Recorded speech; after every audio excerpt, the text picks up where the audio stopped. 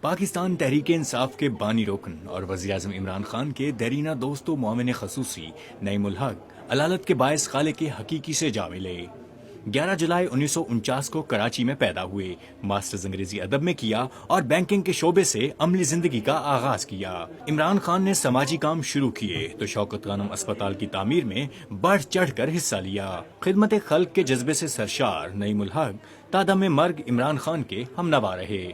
تحریک انصاف کی بنیاد رکھی گئی تو آپ عمران خان کے شانہ بشانہ عدل و انصاف کی آواز پورے پاکستان میں پہنچانے کے مشن پر لگ گئے۔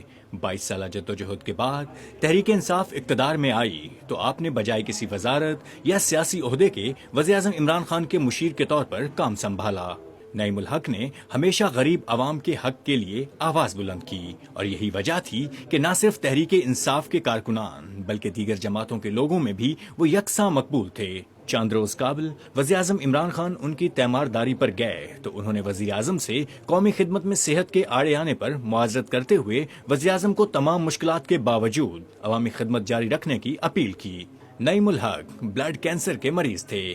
15 فروری کو آغا خان اسپتال میں داخل کیا گیا مگر وہ جاں بر نہ ہو سکے۔ ان کی وفات پر اہم سیاسی و سماجی شخصیات نے غم کا اظہار کیا ہے اور پاکستان کا ہر شہری ان کی موت پر ان کے سفر آخرت میں آسانی کے لیے دعا گو ہے۔ اسد مہدی دمانہ، پاکستان ٹیلی ویژن نیوز، اسلام آباد۔